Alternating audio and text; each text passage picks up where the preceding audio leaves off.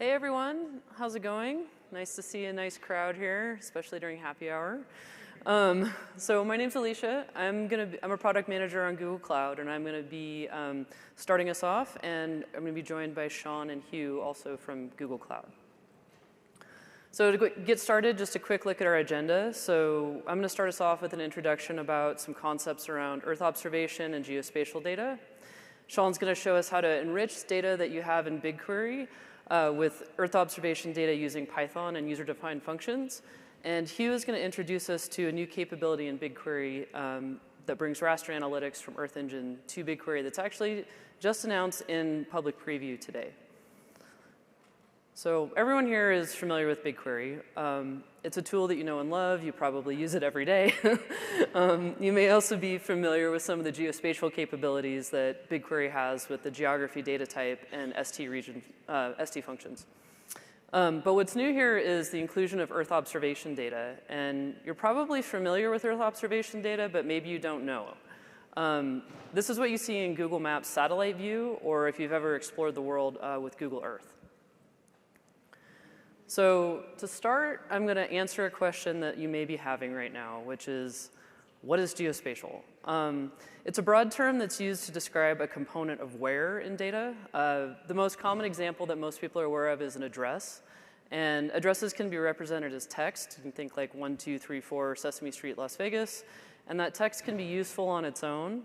But geocoding that address and adding the latitude and longitude is and gives it context to where it is on Earth, makes it geospatial. Generally, geospatial comes in two broad formats, vector and raster.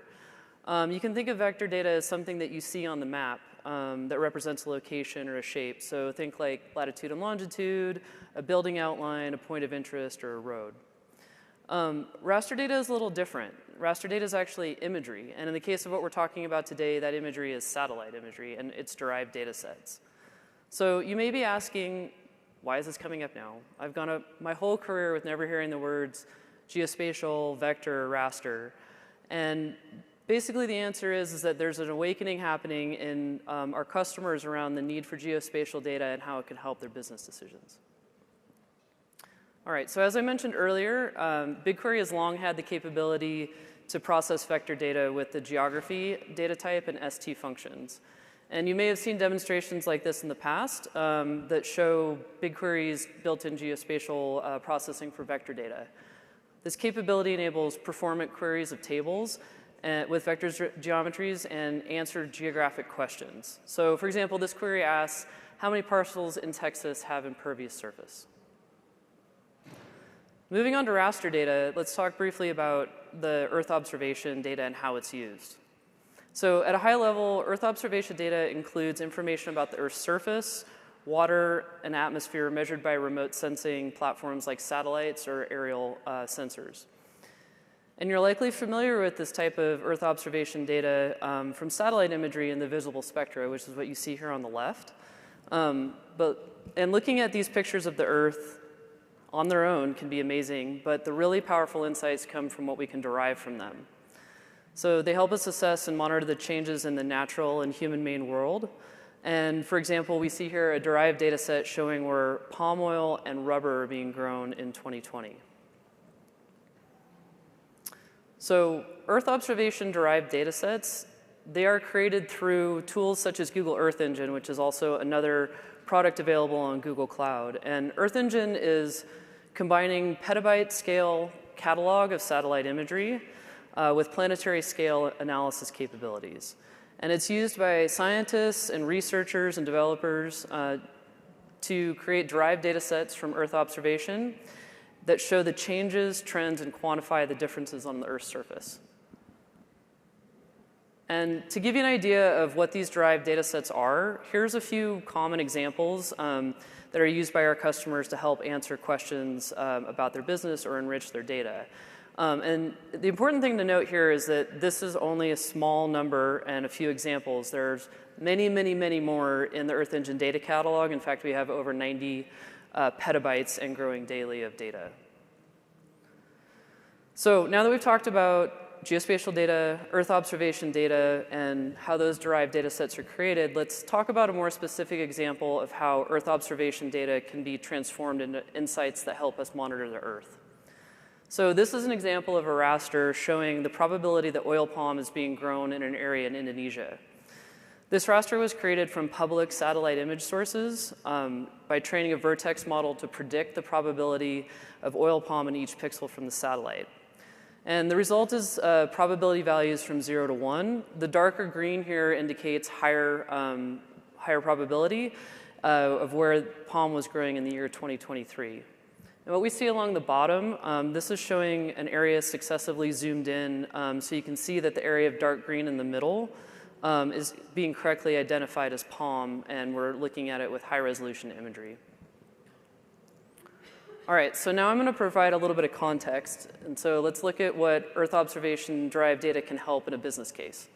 So to do that, I'm going to briefly introduce you to the European Union's deforestation regulation, which goes into effect at the end of this year. And very briefly, it says that any of the 7 commodities under the regulation, which are palm, soy, rubber, coffee, cocoa, wood, and beef, or products made from those commodities, must have a due diligence statement that proves they were not produced on land deforested after December of 2020. So this is inherently a geospatial problem and something where Earth observation and these derived rasters can help. So getting to a real-world example. So organizations that are bringing products into the EU that contain one of these 7 commodities need to do due diligence to understand the risk of deforestation for the location where that commodity was produced. One of the challenges is that organizations may be several steps away from the production and supplied with a polygon of an area, but not know if that polygon actually represents a place where that commodity was or could be produced. And they want a way to be able to verify that this area was actually producing the commodity, as well as understand if it was deforested after December of 2020. So in this example we're going to walk through, this is a hypothetical polygon representing a production field that was supplied to an organization, and this organization wants to confirm that the polygon represents an area where the commodity they are receiving is grown, and also understand the risk of deforestation. So using layers like the Forest Data Partnership's community commodity maps, you can start to build an understanding of what happened on the landscape and also check the likelihood of the crop that they claim to be growing there is actually present. So here we're showing the Forest Data Partnership palm probability layer, and these all layers are all available in Earth Engine, I should say. And what this is showing is a very low likelihood of palm being present in this polygon in 2023. And there's a few pixels that indicate potential presence of palm, but these are a very small amount, and they could be either true intercroppings or potentially some model noise as well. So the conclusion from this is that there's a low likelihood that this polygon had palm growing in it in 2023.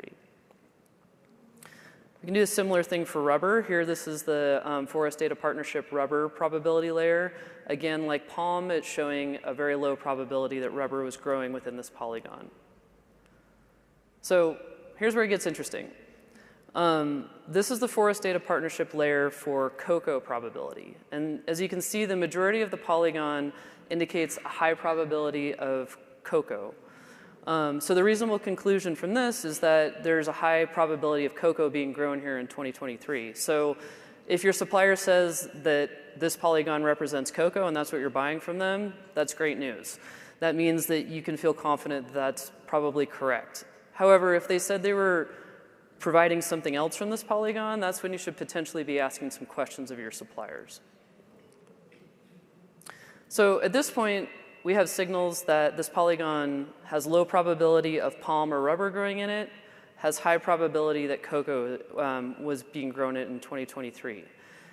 But however, we still need to understand and demonstrate that how risk was assessed to show that this area was not deforested after 2020 to grow these crops. So this is where a layer like forest persistence can help. And this layer indicates the persistence of forest cover between 1984 and 2020, which coincides with the time the Landsat Mission 5 or Landsat 5 mission started through the baseline of the EUDR. So simply put, this layer shows for each forest cover pixel if there has been a disturbance to that cover in the last 40 years. So pixel values with high scores, or those closer to 1, indicate that areas of forest cover that have not had disturbance in the observed time period, and indicate that there is a higher likelihood of there being older or primary forest in that location. So as we can see here, there is a significant number of high-scoring forest persistence pixels within this, and so we have an indication that this polygon, while it is likely growing cocoa, may have also had some deforestation activities happen to it as well. And so this is another indicator that you may want to go and invest some more resources, like going to the field or investigating other sources to further verify the risk.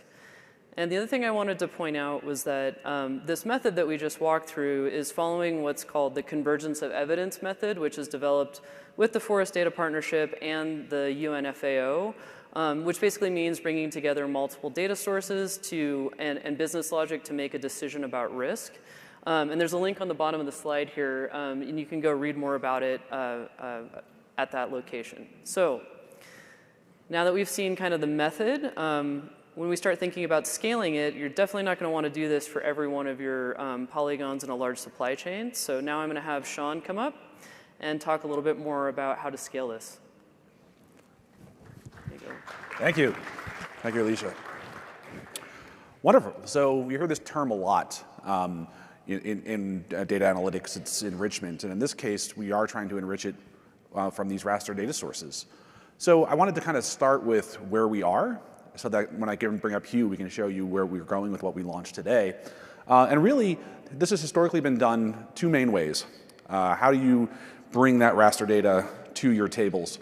The first is using Python, and sometimes that is fine. Sometimes using a Jupyter notebook, running in Colab or something like that, it's not that big of a question that you're actually trying to ask, and so that's a perfectly valid approach.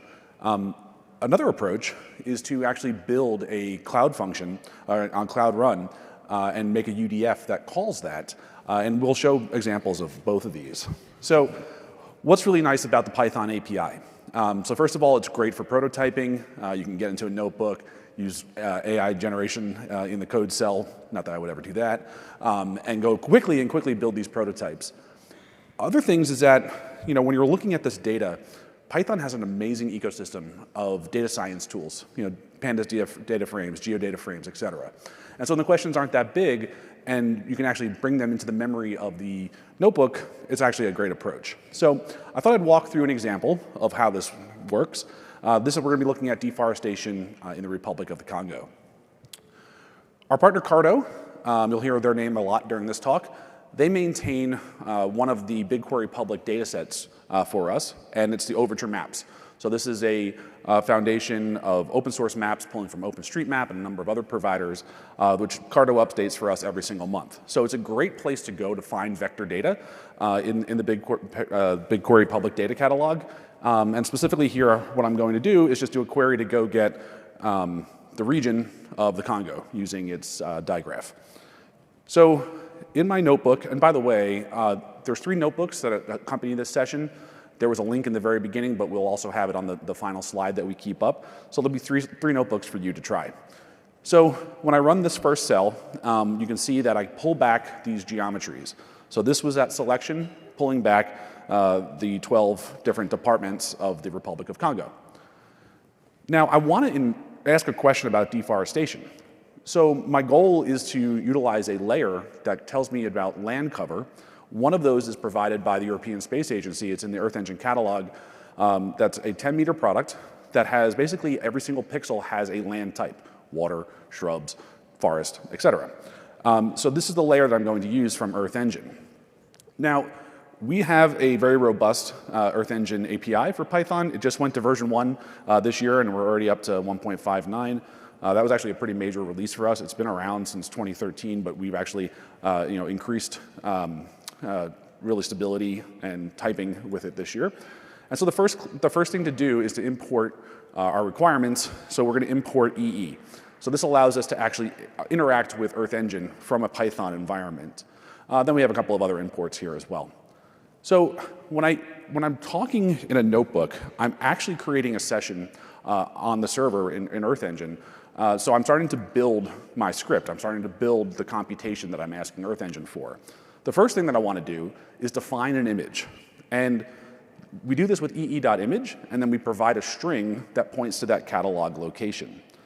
Now, for the purposes of demonstrating this in a Folium map, so we can actually visualize it inside of the Python environment, we're going to get the XYZ tile format, or ZXY tile format, to actually pull map tiles into our notebook as well. So we'll do that. We'll just create a new tile layer, and then we're going to add it to the map. And so now my map, and if you're running it in the notebook, you'll see you have those vector geometries from BigQuery, and then you have tiles that are representing the land cover. And you can visually see, in the southern part of the country, significant deforestation just visually, right? You've got a forest class, and you've got a urban or barren class. And so what we really want to do, though, is to quantify that. And now this is where it gets kind of tricky. I have a geodata frame from BigQuery locally that I just showed on that map, but now I have to push that up to Earth Engine. I have to create a server-side representation of it. And so this is kind of gross, but I have to iterate through each row of the geodata frame, create a geometry on Earth Engine, and then put that into what we call a feature collection. So this works okay with 13 polygons. This doesn't work really well when you get into hundreds of millions of polygons, right? It would not be an appropriate way to do this. But this works for this scale, and I'm going to push this over there. And what I'm ultimately trying to do is a concept of zonal statistics. Basically, for every geometry that I have in this feature collection, I want to pull back a statistic from that image.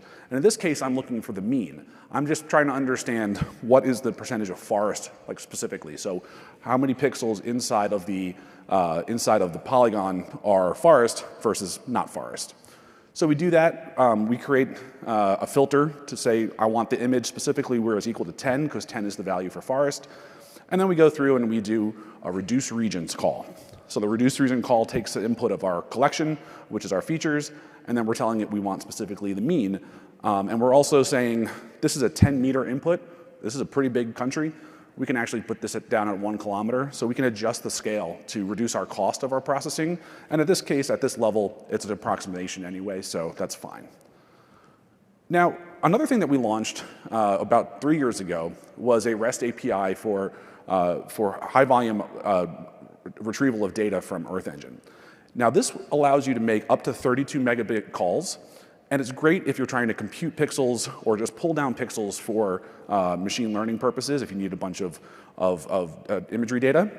And we also, when you retrieve a feature collection, we actually allow you to pull that back as computed features, which allows you to actually paginate automatically and pull down all of the geometries. And when you're dealing with very large collections, this is a lifesaver. So the next thing that we're going to do is use this compute features call to return it with a specific file format.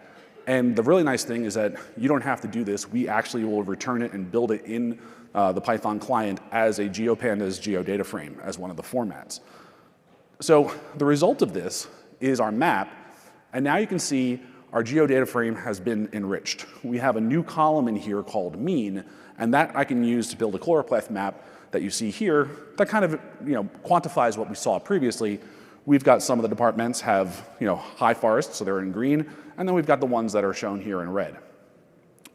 Okay, so that, like I said, works. Now, if I want to scale that and not run in a notebook environment, we've seen a lot of people go through the process of building custom UDFs that interact between both services.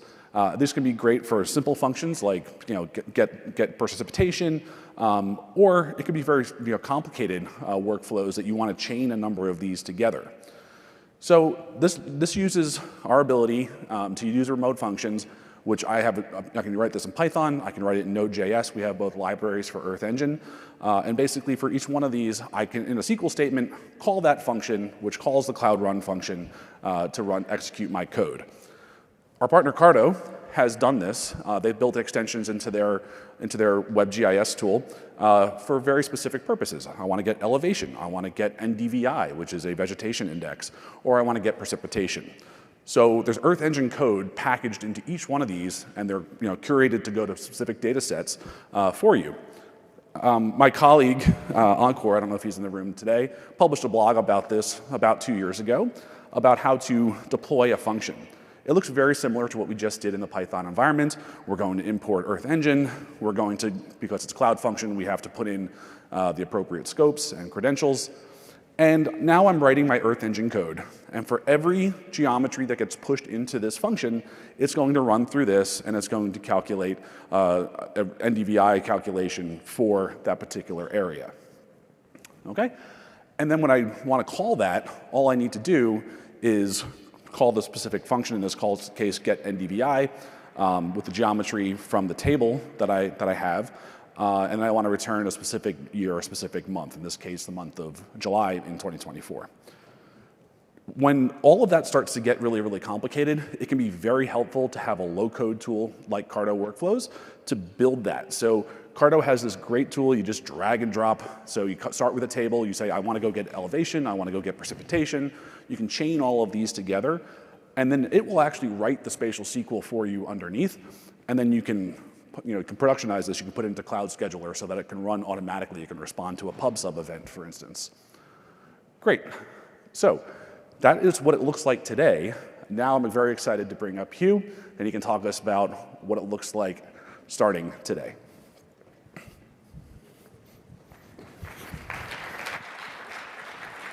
Thanks, Sean. Hello, everybody. I'm Hugh. I'm an engineer on the Earth Engine platform team. So we've covered a lot of ground already. Let's do a quick recap.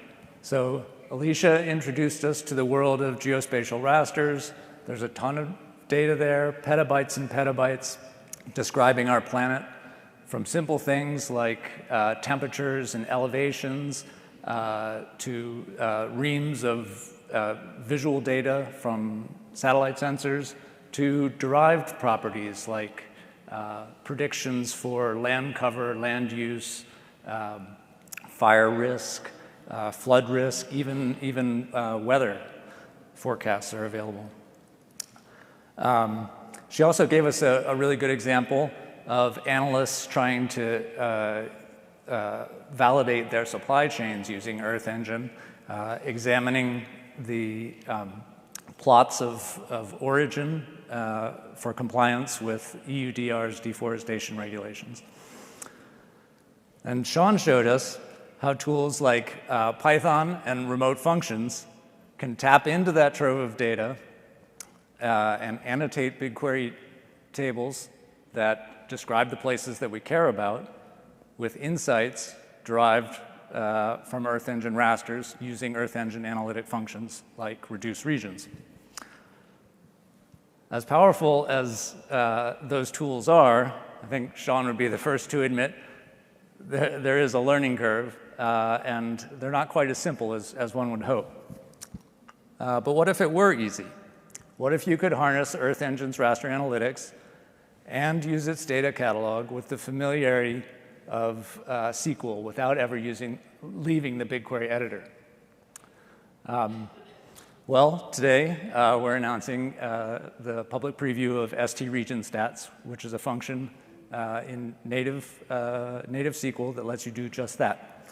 So let's go back to Sean's example with the tree cover for regions of the Republic of Congo. Can we express that in a single query?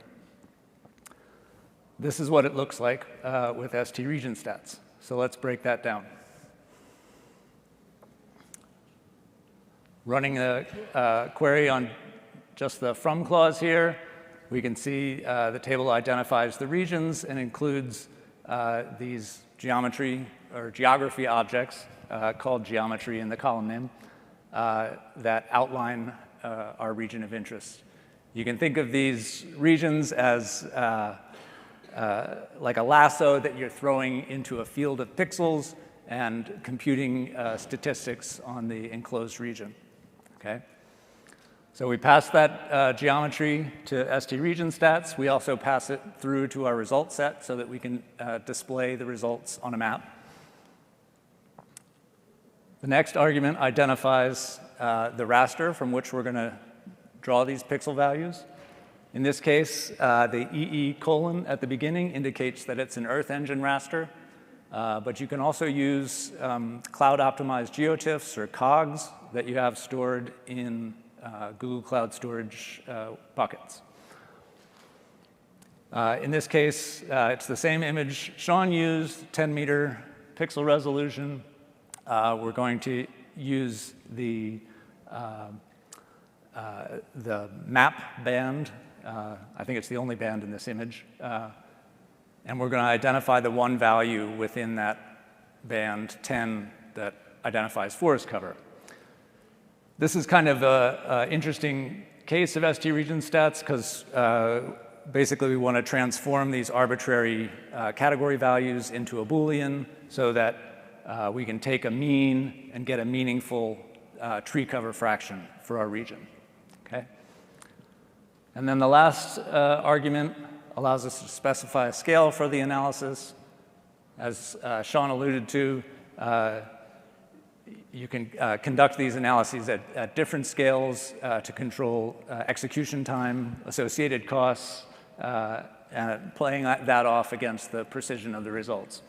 In this case, if you ran this without these options, it would run at the 10-meter resolution. You'd be summing some 4 billion pixels, I think, over the area of the Republic of Congo, and that would take a couple of minutes to execute, whereas at 1 kilometer scale, it runs in a few seconds. And what do we get?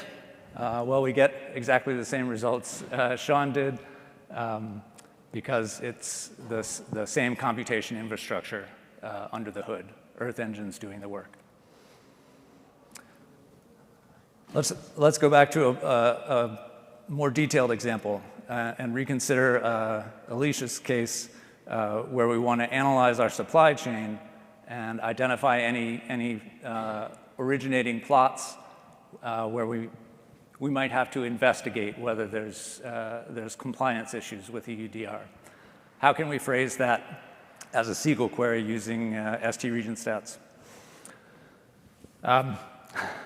Here's a query that does that. The general approach here is to sum up the area of commodities in 2023 and compare that to the forested region in 2020.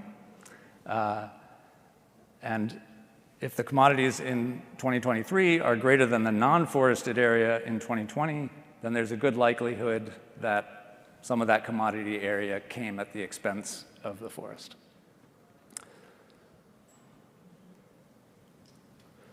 So again, we start with our plots and our geometry, and then, forgot to mention, we're using pipe SQL syntax here. If you're not familiar, that's something worth trying out. I chose to use it here, despite it might not being familiar to everyone, because it does allow you to fit it on the page, and it runs nicely from top to bottom. Pipe syntax is very linear. So after we've selected our plot, we're going to use the extend operator to add 5 new columns to our data set. The first is the plot area. We're using one of those built-in ST functions, ST area, to add that. And then we have 4 calls to ST region stats to add columns describing the commodities in 2023 and the forest in 2020. Looking at the forest example, that's the same layer that Alicia demonstrated. Again, this is a Earth Engine image asset provided by Forest Data Partnership. We're using its value column, or value layer. In this case, I believe value is the only band in this raster, so we could actually omit this argument. But then the interesting thing we're doing here is we're setting a threshold. So we've cast our lasso out, captured a range of pixels, but we're going to say we're only interested in those pixels that meet our probability threshold or score threshold. If we run the query on just the lines we've described so far, you can see how ST region stats has annotated our source table with additional columns. So ST region stats actually returns a struct that includes 7 additional columns.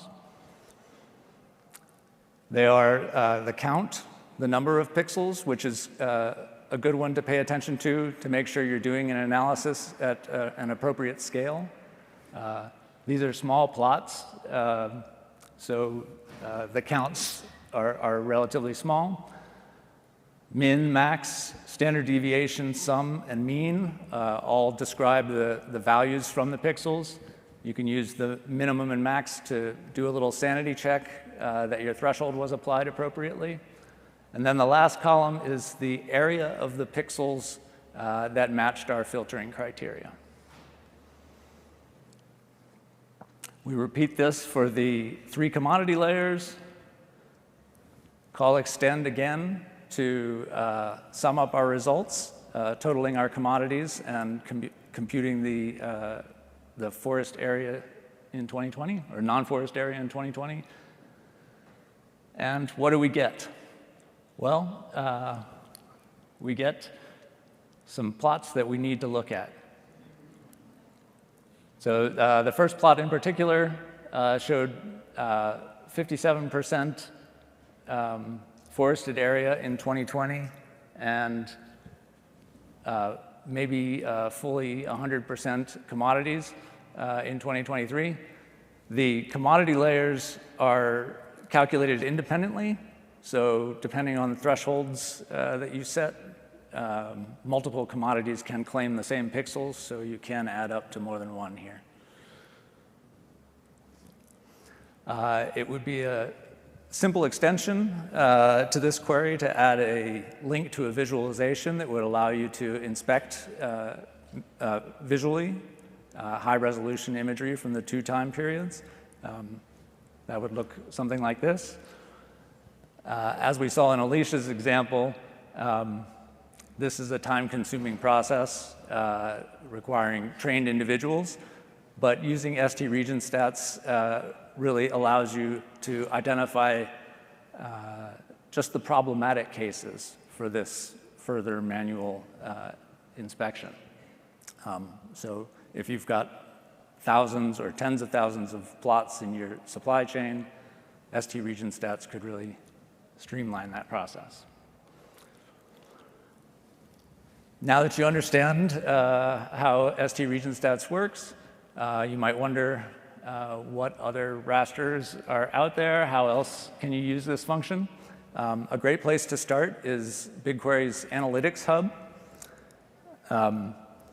If you go there and search the listings for Earth Engine or for climate and environment, you'll find a number of examples. I think there's 20 if you search for Earth Engine, each of which is annotated with a working SQL example where you can see how ST region stats is employed in different ways for different data sets.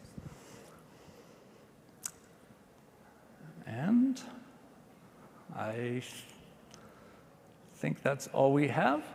And we have time for questions, so I'll invite Sean and Alicia back up.